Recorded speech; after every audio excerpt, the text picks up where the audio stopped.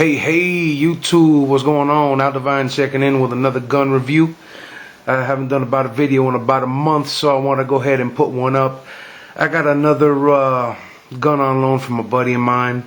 So without further ado, here she is. Well, how do you know about that? Another Glock. Only this time, it's not a 9mm. This happens to be the Glock 21 SF. And SF, just so everybody knows, does not stand for slim frame. There is absolutely nothing slim about this gun. It stands for short frame. Glock 21 SF is short frame. Okay. Now, so far I gotta tell you, I just came back from firing at the range. I don't have a whole lot of experience with 45 auto, but I gotta tell you, man, this thing was wasn't as snappy as I expected. It actually felt real good in the hand. You know, it didn't have a whole lot of felt recoil. Hell, my car PM9 had more felt recoil than this thing did.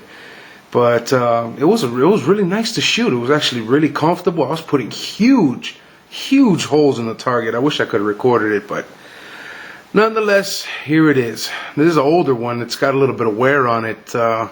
As you can tell, you know, here on the back, you know, on the finish.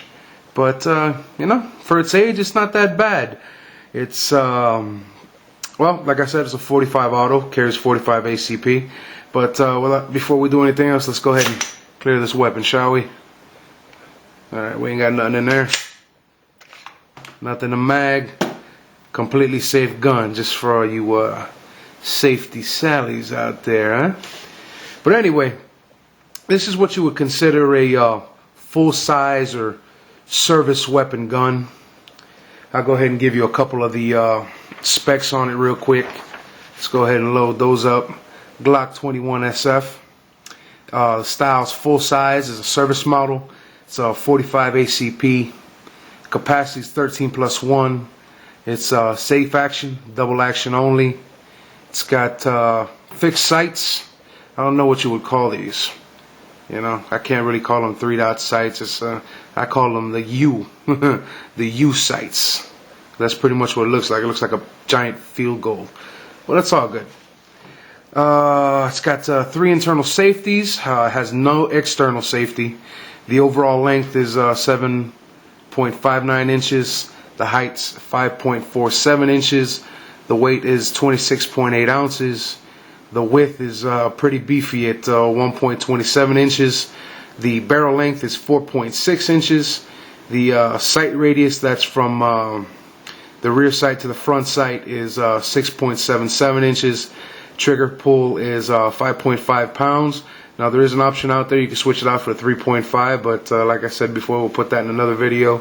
The trigger travel is 0.5 inches. That's from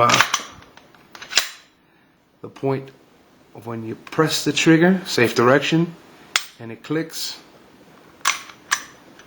all the way till you hear that little, you heard that little click? That was your trigger travel right there. It's got right hand octagonal rifling and a 15.75 inch twist. So much for the specs. Anyway, I gotta say, man, firepower wise, this thing fires 13 and 1 in the chamber. Now for a 45, that's a lot of rounds. I mean, you consider, you know, most 45s of the days would be 1911s, you know, the 1911 platform, which I love. I just, frankly, don't have enough damn money for, you know. I'm borrowing guys' guns just to do reviews, but at least I'm doing reviews, you know what I mean? I'm just glad I got friends that, you know, trust me enough with their weapons, and they know I'm, you know, fairly experienced. You know, I'm far from being a professional, but I'm fairly experienced with firearms, and, you know, they trust me with them. I kind of make them a deal, you know. I'll swap out their parts for them, or I'll go ahead and clean it up for them, and they'll let me hold it for a couple of days. I'll take it to the range, pop off a few rounds, and then turn on the camera and do a review for them. But, you know, I'm just thankful for that.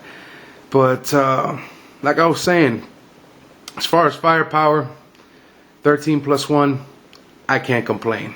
14 rounds of 45 ACP is a ridiculous amount of firepower.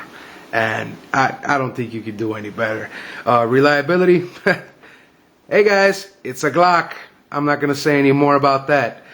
Ergonomics, well, I'm definitely got a lot to say about that. Now this is an SF, as I mentioned before, the short frame. So it's not like the standard Glock 21. The stock standard 21 is actually the frame, the handle frame here is a little bit thicker. Right here, they took off a couple centimeters from the butt of it, as you can see right there in the hole, to make it a little bit thinner where you could grasp it, get a good handle on it, a good purchase on it without it feeling too blocky, even though it still is rather blocky. The 21 has a standard rail. This one has the Picatinny rail, and the regular 21, the mag release, is only on one side. On the SF, it's actually ambidextrous. So that's always a real cool feature for left-handed shooters. I'm a right-handed shooter, so it doesn't really bother me either way. But God forbid, I get into a gun battle, and this is my sidearm of choice. I don't have to rely on just one hand. I could always use my left hand, just in case. So turn it this way and go ahead and release my mag and switch them up, rack it, good to go. What else could I say about this thing? It's just really beefy, you know what I mean? This would be a